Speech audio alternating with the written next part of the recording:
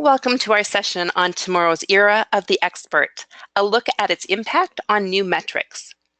This is the last in a series of 5 webcasts. Today, Lacey Lowe, Executive VP Marketing at Pandexio, along with Bob Dana, Executive Chairman at Pandexio, John Burge, CEO and co-founder at Pandexio Inc., as well as Charles Jennings, co-founder at the 70-20-10 Institute, will share insights, perceptions, evidence for new metrics, specifically the intangible value, that experts working in teams across the employee network have on jump-starting action to achieve business results. Before we begin, I would like to remind you that this webcast has been pre-approved for HRCI credit and may also be used for SHRM credit. You will receive an email from HR.com with the certification credit information, or you can find it under the View My Credits page on HR.com. If you have any questions today, please type them in the Questions tab on your GoToWebinar control panel. Now, I'd like to turn the floor over to Lacey to get us started today. Lacey? Great. Thank you so much, Sherry. Great to be with you again. To cover off on the webcast logistics first, following the session today, we will provide each of you with a copy of our slides, the link for playback of today's conversation, and our email addresses for your questions and no charge follow-on conversation if you wish to partake in that offering. So why did we feel it's so important to talk with you today about new metrics? Because higher progress organizations are measuring the value that intangible assets bring to their business. Intellectual capital, an intangible metric, is a new business metric that has shaped business value for more than a decade, yet very few have adopted it, and even fewer have figured out how to measure it for continuous improvement. Intellectual capital indicates how well tomorrow's employees make a relevant and actionable contribution to achievement of your business goals. And for most, intellectual capital is a metric that has never had a place on dashboards, though it should have. As we discussed in the first 4 of our webcasts, your workforce of the future is grappling with the 5 new phenomena that you see listed here on the slide. 1, our employees must think at higher orders. That means analytical and systems thinking and problem-solving capabilities. Our employees expect to do their work via a network of experts and trusted colleagues, not via just a manager in a traditional hierarchical structure. They have new expectations to be expert, and they are asking for their organizations to enable their expertise with new technology. Our employees expect to be experts quickly, and they demand that our organizations enable them to be such. And finally, they want to add value quickly and know how you are measuring the value of their contribution. So the question we seek to answer today is this then: what implications are these workforce trends having on metrics, on quantifying organizational performance and employees' contributions to that performance? So the answer to building and supporting high organizational performance doesn't lie in codifying and transferring information and knowledge, as we've done so in the past. It is not about measuring how much knowledge an employee has, or how many courses she or he has completed, or what skills are checked off on the competency model. Those metrics are the basis of traditional measurement approaches, and frankly, are failing to address the 21st century challenges where complexity and connectedness has increased at an exponential rate and influenced new ways of measuring employee productivity and relevance to your business goals. So the solution then does lie in the development and deployment of new mindsets and methodologies, together with new insight curation technology, which blend employee expertise into their already existing workflows. These solutions step beyond explicit information, knowledge, and skills. They tap into the real intellectual capital value where actionable insights from teams of teams, and the entire enterprise network of experts can be leveraged for better decisions faster. So Charles, what transformation is needed within organizations to build high organizational performance in Workforce 2020 and beyond, leveraging intangible metrics such as intellectual capital? Well, thanks for that oversight, Lacey. For me, it's clear that high performance in the future requires 5 key transformations. Firstly, a transformation from the focus on explicit information to a focus on tacit knowledge. That's where most of the value lies in our organizations. Secondly, a transformation from measuring tangible value to measuring intangible value. That's where the greatest value lies in our organizations.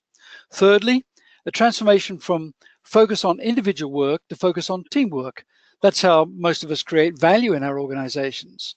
And fourthly, a transformation from knowledge workers to insight experts, because not all knowledge and information is valuable, but insight is the valuable part of knowledge. And finally, a transformation from a focus on content curation to embracing actionable insights as the key performance driver, moving from simply curating general content to producing what we call actionable insights. So embracing and implementing these new strategies and technologies mean leveraging greater intellectual capital. That's the intellectual capital is the new metric in the world of creating value. Intellectual capital drives value, it drives innovation, organizational performance in the workforce of the future. And we can't really stress this too much, that insight is the new competitive advantage in the era of the expert. And insights are based on information and knowledge that's created, contributed, collected, curated, and connected by what we call exemplary performers, in other words, high performers who understand the context of use of this knowledge, this information. So just stepping back, I'm sure we all realize that all learning and performance is contextual. An insight in the context where activity is taking place is absolutely essential to deliver high performance. So let's take a closer look at each of these transformations. In yesterday's knowledge economy, codified knowledge that was held and often harbored by individual employees was considered the key value creator. However, this model is being rapidly replaced by today's far more powerful era of the expert. Work is becoming less and less routine. Less routine work creates greater value, and that less routine work relies more on tacit knowledge, not on explicit knowledge or codified knowledge, as shown in the diagram here that's drawn from Harold Jarche. The era of the expert is characterized by the importance of exemplary performers.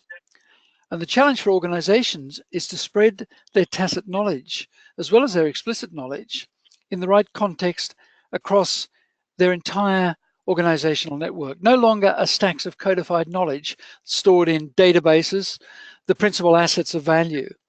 Today, the value lies in the flows of explicit and tacit or intangible knowledge, from the heads of domain experts to those who need it to make decisions and take action.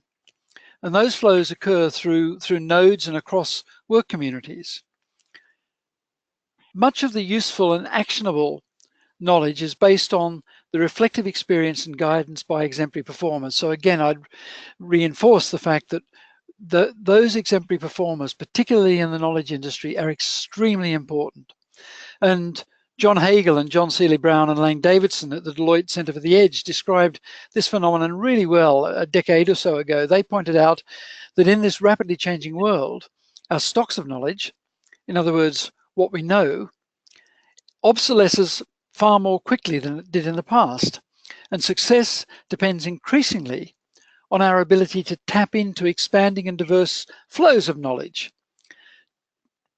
And that's, so we've got to move from stocks to flows, and that we need to more rapidly revise and refresh our depleting stocks of knowledge. It's an ongoing process. And Hagel, Seeley Brown, and Davidson stress the fact that building and deploying models and tools to facilitate these flows of knowledge is absolutely critical for future success.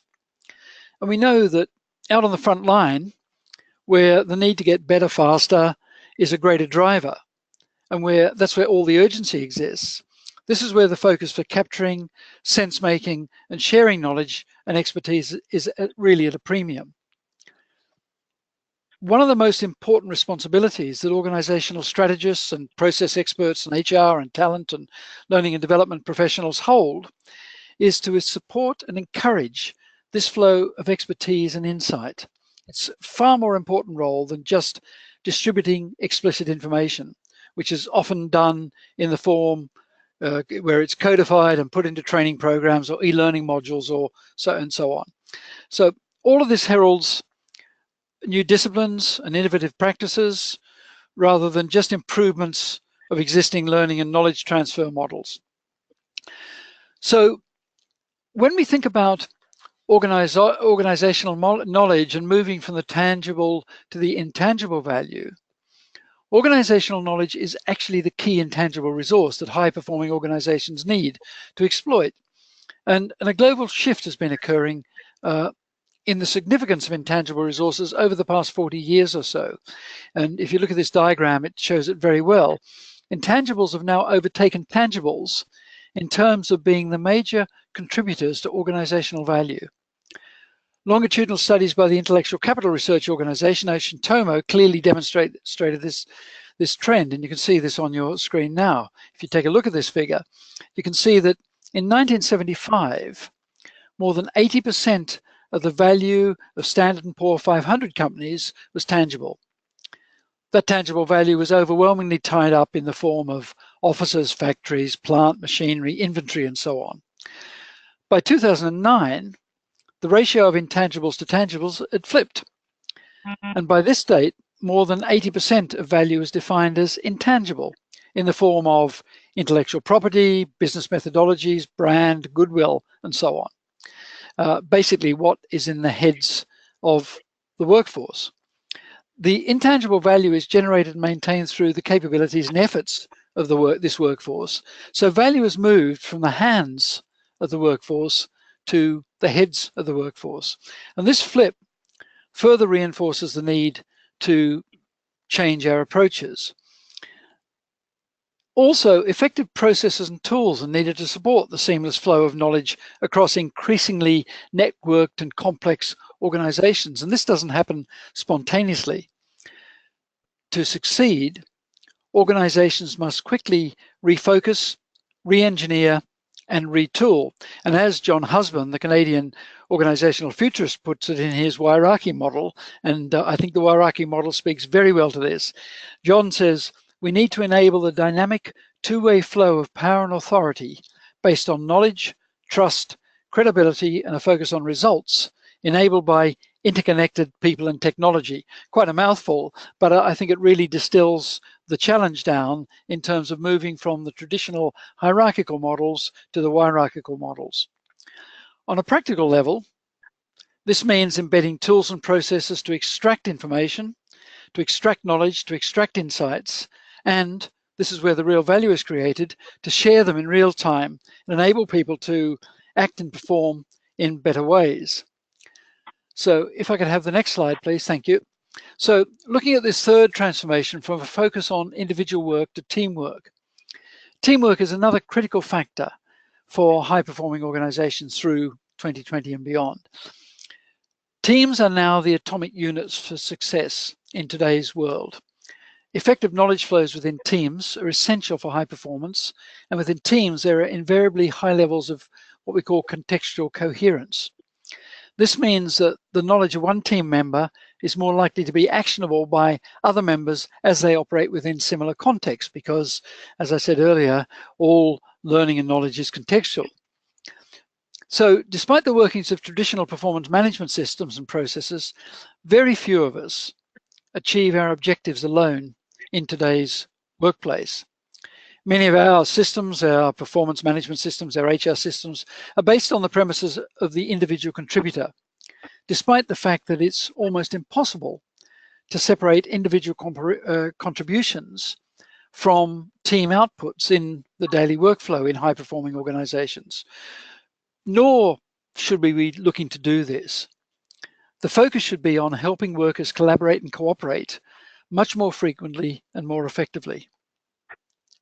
And evidence suggests that teams containing or connected to experts, and particularly when they are enabled with software and technology, will always outperform even the best and brightest individual experts. And one key to achieving the move from focus on individual performance to focus on team performance is to facilitate curating, sharing, refining of knowledge that's held in the heads of, especially of exemplary performers, and also in the fragments of documentation which are scattered across, within, and outside organizational walls.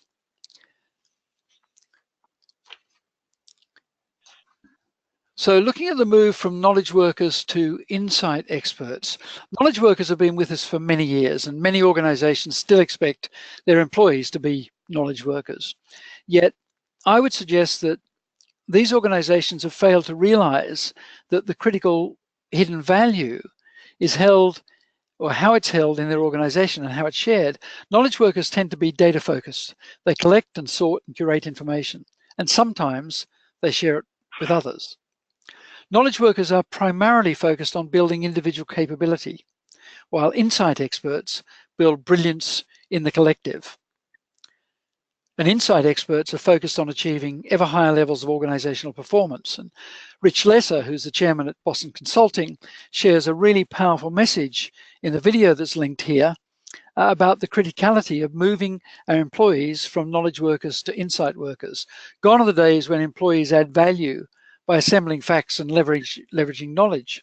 Rather, to stay relevant going forward in a digital world where machines and computers are processing massive amounts of data, today's employees need to be able to solve problems, to look across boundaries, to work in teams, to work collaboratively, and also to share insights with each other, and effectively to solve real business problems.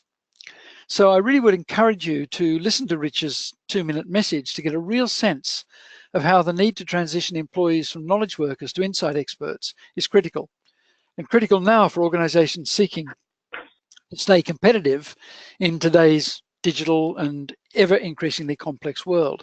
So real business value is created not simply by capturing and sharing content and assembling knowledge, but by adding and sharing insights, which is a combination of explicit and tacit knowledge provided or wrapped around with the relevant context all around the content. And this is a big step forward from knowledge management towards what we call effective knowledge use and value realization. So can we just move to the next slide? So last but not least, this is a step from curation to actionable insight. And HR and L&D departments across the world have embraced content and content curation as core capabilities to be able to capture and share information across their organizations. There's virtually no organization that I work with, and I work across the world, that are not focused on content curation, moving away simply from content creation and focusing on content curation. And content curation involves categorization and filtering of information, and can certainly improve visibility and searchability. But content is nothing more than that. In and of itself, content is not necessarily actionable. Action requires insight. Knowledgeable people must consume the content and then form those insights about how the key bits of information inside the content point towards actions or decisions. Actionable insights are evidence-based. They reflect an individual's knowledge and experience, and they derive from expert-level understanding of the content that's being consumed. Also, they're applied to the context of the business, involving taking actions, making decisions, solving real problems, and so on. By their nature, actionable insights are small. Single insights might be snack-sized, even smaller than what's often termed micro-learning today. And the challenge is this: as of right now, these insights simply aren't curated. They essentially live inside employees' heads, on sticky notes, or buried somewhere in piles of documents. They're effectively offline, inaccessible, and non-shareable. While they are technically company property or organization's property, they're effectively personal property because they're hidden away, and that creates a huge problem. And we need to be operating up here at the top of this pyramid, not just down beneath the apex. The quality of content that employees now consume is enormous. All of us know that.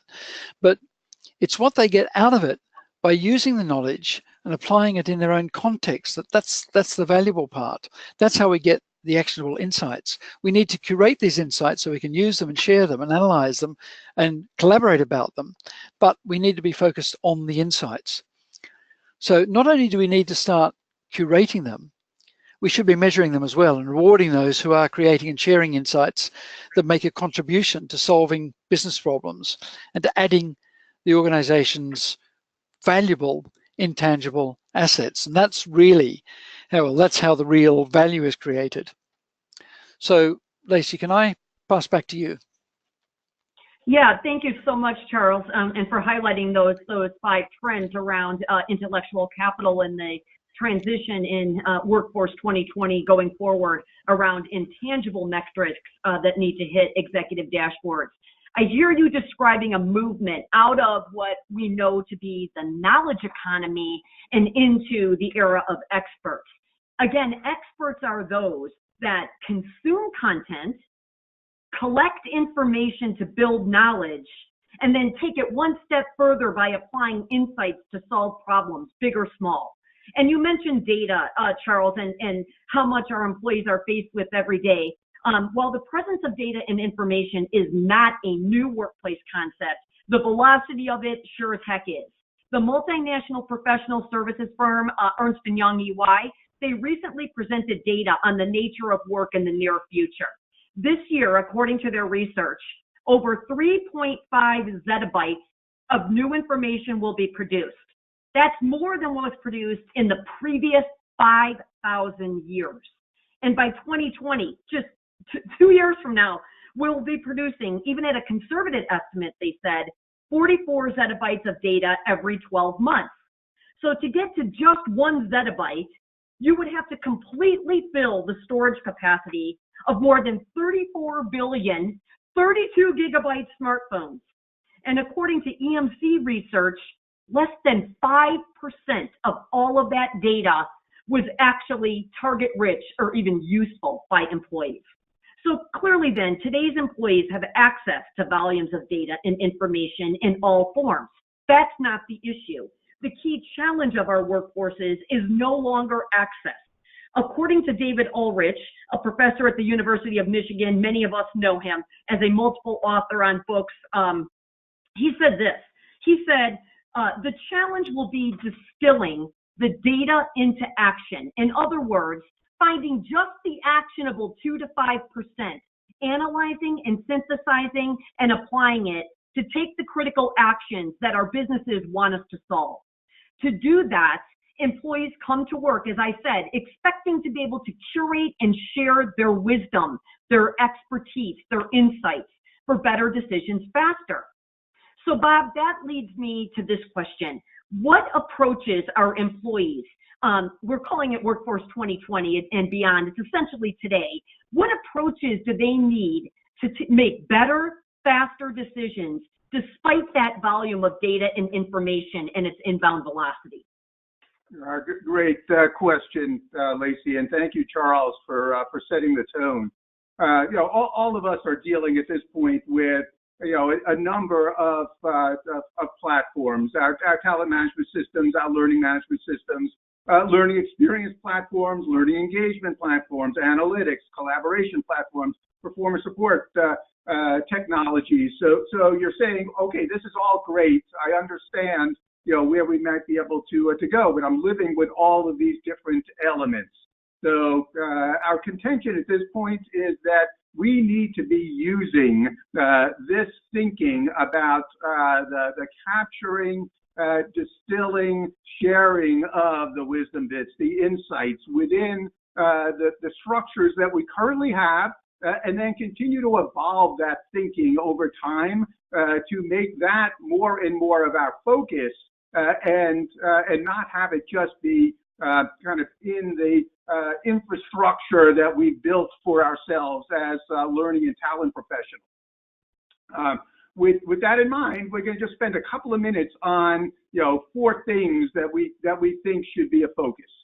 Microlearning, which is obviously getting more and more traction in organizations as a focus of the way that we can learn. And obviously, at this point, when we're thinking about millennials, and now especially Gen Z showing up in the workforce, and we as baby boomers and Xers as well, we want to be able to consume this in a way that provides us the support I need when I need it, in a just in time, just enough, just for me on any device, and shared across our network, and have that also support me in a performance enablement, performance support on the job, and allow me, as Lacey and Charles have been speaking about, allow me from a user-generated content standpoint, not just post a YouTube or just post a piece of curated content, but actually start to now generate insights and have those insights be available to everyone. So we'll be speaking about in each one of those. With that in mind, you probably have seen this. I spent a dozen years with Burson and Associates and Burson by Deloitte. This is one that I've used a million times in conversation with folks. This is a great depiction of the modern learner. And in fact, like I said, when you think about the modern learner, don't just think about millennials and Gen Z. Xers and boomers are all embracing this, are all faced with all of the same types of issues about being distracted, being overwhelmed, being impatient. And all of that leads to the need from a micro learning standpoint to deliver something that is in fact allowing us to address those needs of that modern learner, that current workforce, and certainly the future workforce, to be untethered, on demand, collaborative, and empowering of individuals to make good business decisions. Additionally, we need to be thinking about learning in a very, very different way. As Charles Jennings, co-founder of the 70-20-10 Institute, and the whole philosophy of 70-20-10, on the job, through relationships, with structured learning, all kind of delivering that in a more comprehensive fashion, but always thinking about what is the kind of the learning opportunity, and it is 24/7 these days, with an opportunity to have some formal element of that learning, but then reinforcement on the job through that 70-20 portion, and be able to share that. So there's that push and pull that goes on as we think about both the accelerating the time to expertise, especially with the agility that we need in organizations, and now sustaining that expertise over time within that changing work environment. So as I'm thinking about that performance enablement, performance support on the job activities, that has to be an integral part. Well, you can imagine that generates substantial insight that needs to be captured and shared across the organization, within both the individuals' teams of teams, across the enterprise network. All of that needs to be part of the thinking that we generate. Additionally, let me just make one additional comment on this, and that is the fact that all of these approaches generate data. At this point, a lot of the kind of the analytics we do is rather rudimentary. And so as we're thinking about the insight focus that we've been speaking about, we really need to be thinking about the kind of data that we have, and how that data might be able to be captured, tracked, trended, and correlated with the business measures and metrics in the organization. This is quite interesting in terms of the whole concept of user-generated content. I'll go through some of these numbers first. But user-generated content works because people trust people. 92% of consumers around the world say they trust recommendations from friends and family above all else. 50% said that they find user-generated content more memorable than any other content, and 53% of millennials say that user-generated content has influenced their purchasing decisions. Quite interesting. So do you think that we disconnect our own personal lives from our business lives when we walk into work? No. Okay. We still expect that user-generated content is probably the most valuable content in the organization that should be curated and shared across the organization. As we start to think about that, well, user-generated content is most valuable when I'm capturing those wisdom bits, those knowledge nuggets, and curating that insight, points of view that are supported by evidence. And so all of that is part of this. So it's not just, oh, I'm going to put up a YouTube video for 3 minutes or 4 minutes, etc. The real question should be, in that video or in that curated content, in that micro-learning, where are the insights? And then how do I now relate those insights to business outcomes? Once we start answering that question, we can take full advantage of that user-generated content to actually have measurable and reportable impact on the business outcomes. So as we get to the curating and sharing of insights, we believe there is currently a critical need for the curation and sharing of insights to build employees as experts, facilitate organizational agility, and accelerate that business value. And you notice that bubble in the center. This is what we're seeing coming out of, for the most part, all of the research that we're seeing today. And everybody's speaking about this, up to and including boards of directors, the C-suite. The employees are the #1 corporate expense and risk in the organization, and it is all about that. And so you've got two ways to look at this. You're in capturing insights. You can say, as Charles said, it's on sticky notes. It's in the heads of individuals. They walk out the door every evening. That's where all of the intangible value of an organization is. And so if those insights are lost, you now open yourself up to substantial business risk and that loss of knowledge that needs to be captured and used within the organization, whether or not that employee walks out the door or not. And when we retain those insights, that generates intellectual capital that, in fact, is going to be one of the major drivers of value in organizations going forward, and a direct relationship to those business outcomes. All of these elements can be linked to specific metrics, and as we started to think about the capturing and use of those insights, it's important for you to be thinking as to how that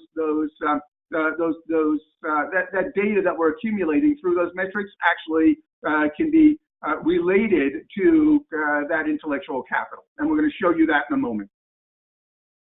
Great.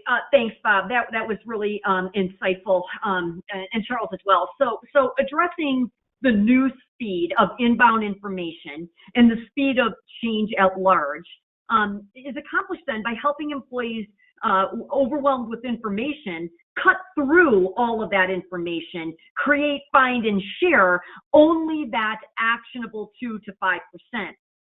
So I'm curious, John, how are high progress companies helping their employees do just that? What impact is that having on how organizations are measuring the contributions that employees are making to their business goals? Great questions, Lacey. And the first thing I'm going to do is walk everybody through what a curated insight platform looks like. We've heard Bob, Lacey, and Charles talk quite a bit about the need to curate insights and sort of the need for this insights infrastructure. So we're going to kind of walk through what one of these platforms look like, and ours is called Smart Snips. and this will kind of show you kind of what it does and how it works. So currently you're looking at a document inside of a SmartSnips content viewer. And this is going to look like an annotation system initially, and that's by design. Annotation sticks the needle back in the haystack by burying the insight in the document and the document into folder systems. We do the exact opposite by reversing the data structure. And so what happens is, as employees consume content, they effectively generate an index of these little kind of card-like objects you'll see in kind of the lower right that we call SmartSnips. Now, let's kind of talk about the pieces of the SmartSnip. The least important thing that we curate is that kind of document thumbnail in the upper right. That's the source content. Now, if you click on that, it will relaunch the document, rotate the exact page in SnipSpot, as shown in kind of the view over the call out in the broader slide. And this is, that's the curated content we talk about, and that's what provides the credibility and impact of SmartSnips, in that they retain their context and hence their value. Now, the snip of content, kind of the excerpt there that says content snip, that's the second most important element. That's the evidence that supports the employee's insight, and that's really what sort of triggered that insight in the mind of the employee, so to speak.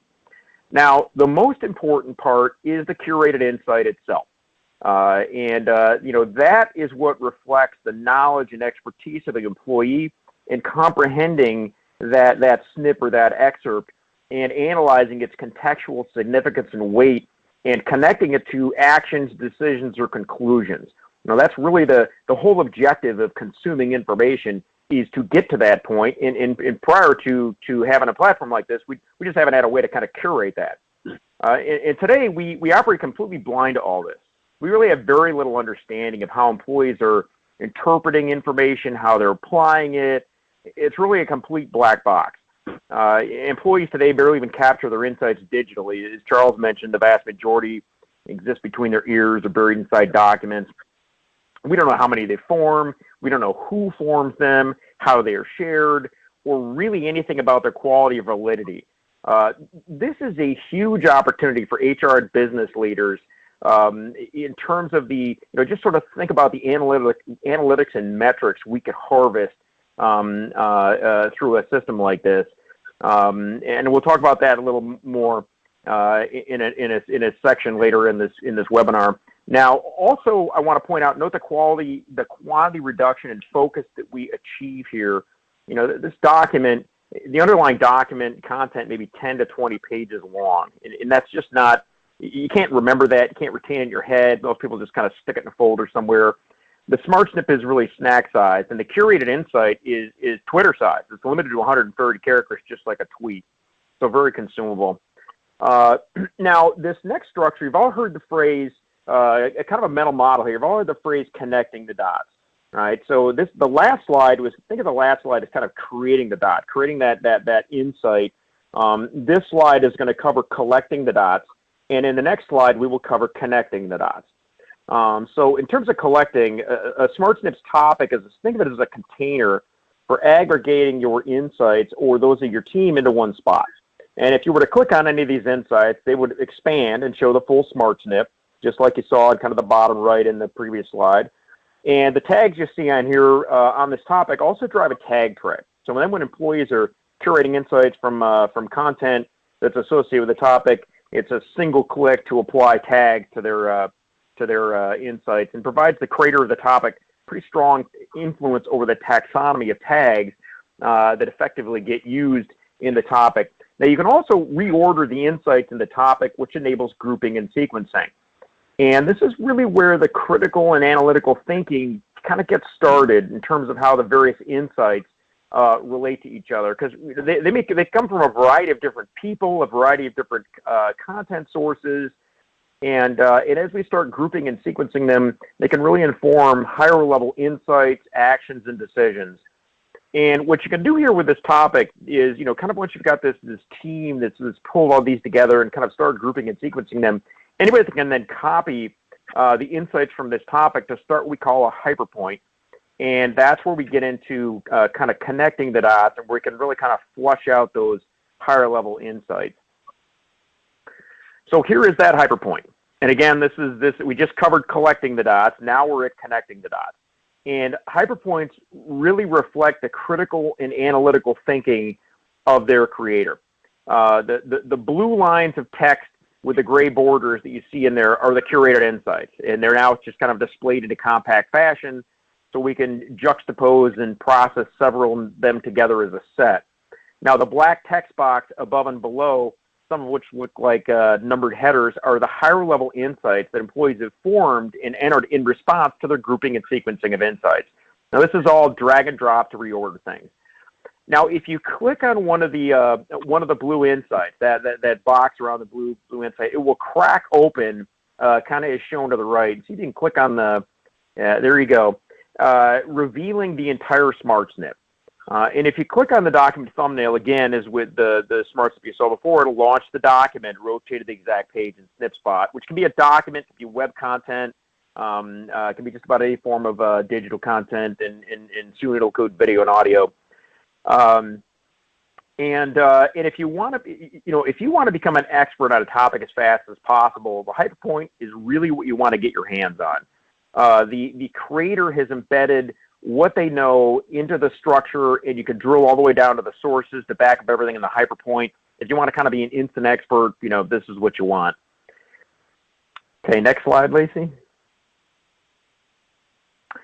Now, here is sort of the running index of curated insights. This is, for the organization, everything that everybody has learned from all the content they've consumed. They've harvested their insights. So now, instead of, kind of looking at a list of pieces of content, we are looking at a list of the insights that were captured, kind of harvested from that content. Now, you can search it. You can browse the tags. You can browse people. And think about in enterprise search or Google search, the results you get are a list of documents that you'll effectively need to read. That's just kind of the start of what's a pretty long kind of reading and research project. Here, within a curated insights platform, you are a level of abstraction higher in both relevancy and actionability. I mean, these are the insights from your colleagues who already consumed that content. They reflect their knowledge and expertise, which is otherwise really hard to get from people digitally. Again, it's kind of in their heads and sticky notes and that kind of thing. And note they're also Twitter size, 140 characters. So compared to the average document you get in search results, that's thousands of pages long. These you can consume in seconds. Now, curated insights enable you to use and apply your coworkers' expertise, which Charles talked pretty extensively about. And for example, if I click on the tag workforce, I can get everybody's insights on workforce. Or if I click on Bob Dana's tag, I can get all Bob's insights. I can kind of borrow Bob's brain, so to speak. And it's not just his insights. That when you're searching in a curated insights platform, you also get the topics and the hyperpoints, which can really help you become an expert very fast. Back to you, Lacey. Yeah, so thanks, John. So far, so good. I'm starting to see how an HR technology platform like this, how we can see how the system addresses the employee insight curation aspect. If you're willing, I just want to take this a couple of steps further. Let me say a few words. The big consulting firms have been talking about an insight economy and insights-driven companies for a while now. There's been a ton published on it. Charles talked about Rich Lesser from Boston Consulting Group. We gave you EY data, PricewaterhouseCoopers, Accenture, Deloitte, McKinsey, and the list keeps going on. I can't pick up a trade journal where it's not talking about this. The diagram here is from Forrester from 2015, where they report and state that insights are, quote unquote, the new currency of business. And they depict how top-performing companies and exemplary performers are embedding systems of insights into their organization. So if I hear what Charles and Bob are saying, then content and information, it looks like it essentially lives over here in the gray circle on the left in Forrester's diagram. And the orange circle represents what employees, when employees are curating their insights from the information that they consumed in the gray circle. So it feels like we are just now starting to recognize that there's a critical human role in creating and sharing insights. So while data and content often come from machines and computers, knowledge is generally stored in humans' brains, and insights are generated from human intelligence augmented via technology. So as such, insights represent a symbiotic relationship between human and technology, pretty much as I saw you demonstrate, John. So in our AI world, when humans do get involved in those lower levels of the triangle here that Charles introduced to you, they're gathering information, they're sorting it, they're categorizing it. The very lower level tasks that are routine and being quickly automated in today's world of digitization. When they get involved at that top half of the triangle, and particularly the apex, they're thinking critically about the data and content they're consuming. They're actually evaluating it, synthesizing it, and they're applying system thinking to solve critical business issues. These are exactly the higher order skills, thinking skills that we've expected of our employees to demonstrate, and frankly, that they want to engage in. So the question then becomes this for me: why haven't we helped them to think critically, to create and share insights? And when they do think critically, how do we actually measure the contributions of those who are demonstrating that higher order thinking? And how exactly do their higher order thinking capabilities correlate with business impact? So John, I'm going to call you out again. Can you show us exactly how a platform such as the one that you were demonstrating, how that stepped up to these new intangible metric expectations? How is an insight curation platform measuring the capture, the quality, and the sharing of employees' insights to make better decisions more quickly? Absolutely, Lacey. And let's start with intellectual capital in the upper left. Charles talked quite a bit about this and about how employee insights, once they're digitally captured, are really a form of intellectual capital, which we can now measure and report on with a curated insights platform. So, here in this kind of upper left-hand widget, we explicitly show the funnel of raw content being distilled into insights, collected into topics, and connected via hyperpoints, all of which we can now quantify, measure, and manage over time. And literally in the system, the hoverovers are over documents is fuel for thinking. Insights create the dots, topics collect the dots, hyperpoints connect the dots. Now, note this also measures how we're doing with information overload. Now everybody doesn't have to read the 637 documents there at kind of the top of the funnel. I mean, that would take a month or more. Potentially thousands of people in a large organization could benefit from the insights that have been extracted and synthesized into the 26 hyperpoints, kind of there at the bottom of the funnel. Now, below that, we also quantify the degree of insight sharing across the organization. This is something we've never measured before or ever been able to see, because they've all been kind of offline in heads and sticky notes or locked in documents. We haven't had a way to kind of treat them as modular independent objects, and now we can actually see to what degree are they being shared. And to Charles' point on, kind of moving from stocks of knowledge to flows of knowledge, to what degree are we getting flow here with the curated insights that people are capturing? Now, in kind of the middle column, at the top, we can measure the growth of insights over time. Lacey pointed out that we're now in an insight-driven economy, and we can now measure and monitor the health of a workforce with regard to generating new insights from information. We can see the trends not only with creation, but also collecting and connecting the dots by the workforce as they think critically and analytically about that information. And under that is the widget below that is another way to monitor workforce health in terms of the quantity of users who are creating the insights. This kind of gets to the intellectual engagement of the workforce. And historically, this has all been a complete black box. Now, the bottom right widget enables us to see what people are thinking about right now. And we can navigate straight to their profiles, their objects, their tags. The upper right widgets blow out into tag clouds that allow us to visualize the tag cloud so we can actually kind of see, what are the kind of the topics and subjects that relate to these insights. And so here we've zoomed out on one. and this is essentially a snapshot of the collective brain of the entire organization. The tag size reflects frequency of use. So the CEO of an enterprise could now literally see the big picture of what their workforce is learning and thinking about. And we believe this is unprecedented. CEOs have never had this type of insight into their heads of their employees. And there are so many opportunities for predictive analytics off of this information that what we've done is gone the route of opening up all our APIs to the data, so the predictive analytics teams and systems can just kind of have at it, plug it into Tableau or whatever BI system you have, and go to town. Maybe show the leaderboard next, Lacey. Sure. So we've heard a little bit about how companies now compete on insights, and now that companies are doing that, we need to get employees competing on insights as well. And that's really the goal of the leaderboard you see here.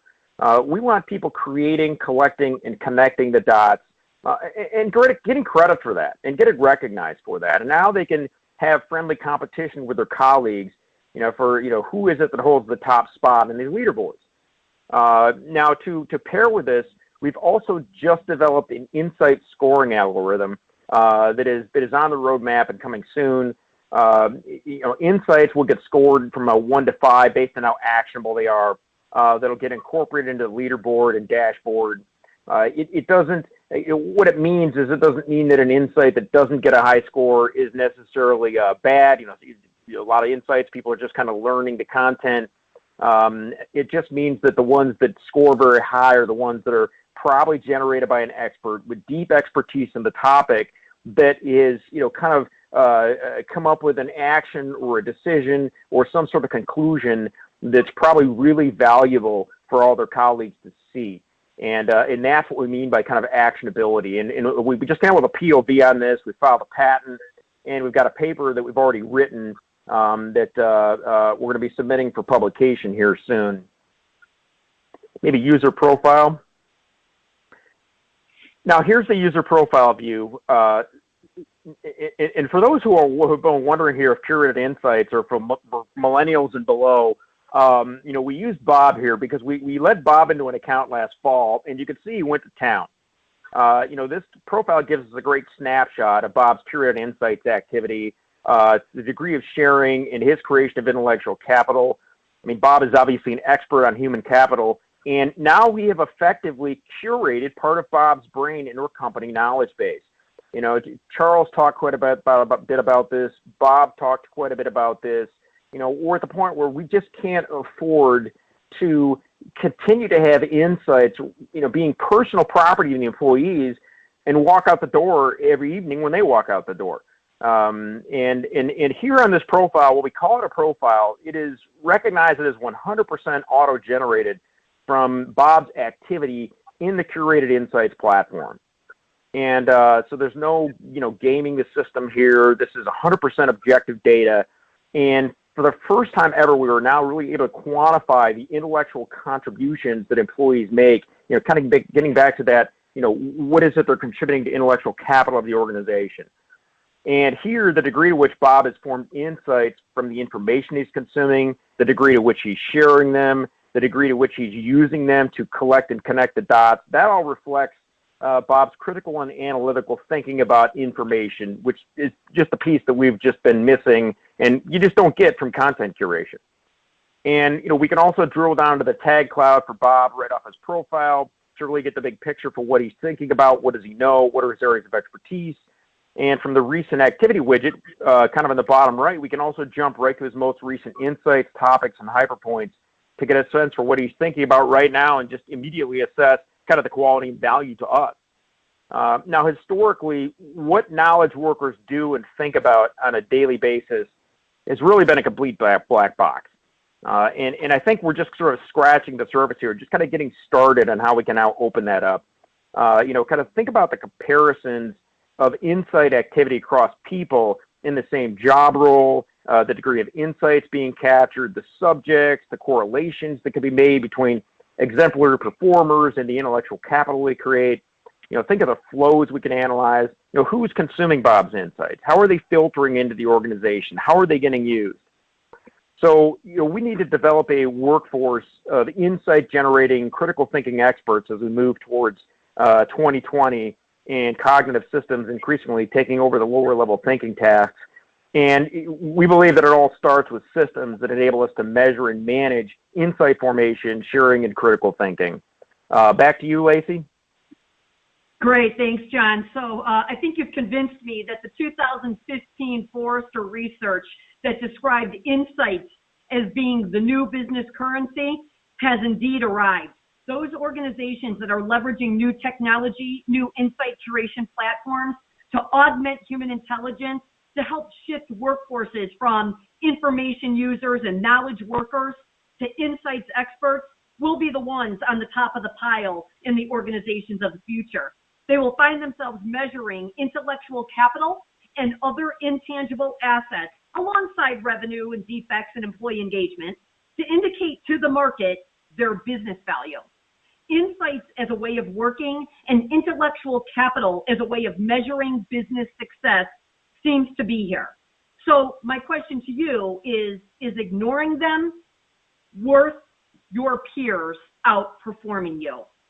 So just a thanks to you, Charles and Bob, for sharing perceptions, insights, thought leadership, data that make clear the criticality of intangible assets as a key component of business valuation, of the new ways in which employees of the future are working to enhance learning, to building expertise and participating effectively in high-performance teams. And John, thanks for introducing us to SmartSnip, the only insight curation technology I've found, and certainly one that can be layered onto your existing learning and talent technologies for better decisions faster and at the higher levels of thinking that our organizations have always expected of our employees and rarely gotten. So a real key to improving your intangible business metric and associated company valuation lies in teaching your employees actually how to write those 140 character actionable insights. We're going to show you that in March and invite you to, in June, and invite you to join us for that session for a one-of-a-kind empirical approach that we also have a patent on. For now, we're eager to take questions and address your comments about today's discussion. I think we have just a couple of minutes left. Sherry, might you see a question or two for us, or anyone with a comment, perspective, or even personal experience that they'd like to share? Well, there's always the question that comes in typically when such a great webcast like this about the archive. So yes, this is being recorded and will be in the archives on hr.com. It'll be in the archives with the slides by tomorrow morning. There was also no questions, but blown away by the content. No pun intended. Thanks for that, Niels. And I'm just lots of people saying that it was a great session. I haven't got any questions yet, though. But if you do have a question, make sure you do type it into the questions tab on your GoToWebinar control panel.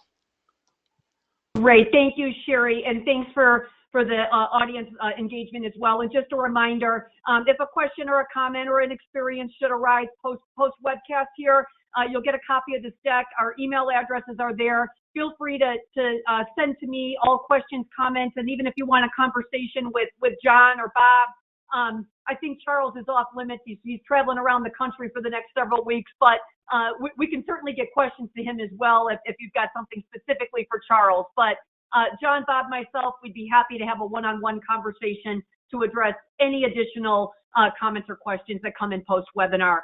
So for now then, thanks to everyone, speakers, hr.com for sure, and all of you for attending. And we look forward to seeing you in June when we'll show you exactly how to make sure that your employees are writing insights that make a business difference. Signing off. Thanks so much, Lacey. I want to thank you and the rest of our speakers today. Great webcast, so we really appreciate it. And also thank you to the attendees for joining us today. As a reminder, your webcast credits are stored in your hr.com account. We will also be sending out the credit information to you in an email as well. Your feedback's very important to us, so please take a couple of moments to fill out the exit survey that will open on your screen once this room has been closed. And thanks again, everyone, for joining us today, and enjoy the rest of your day.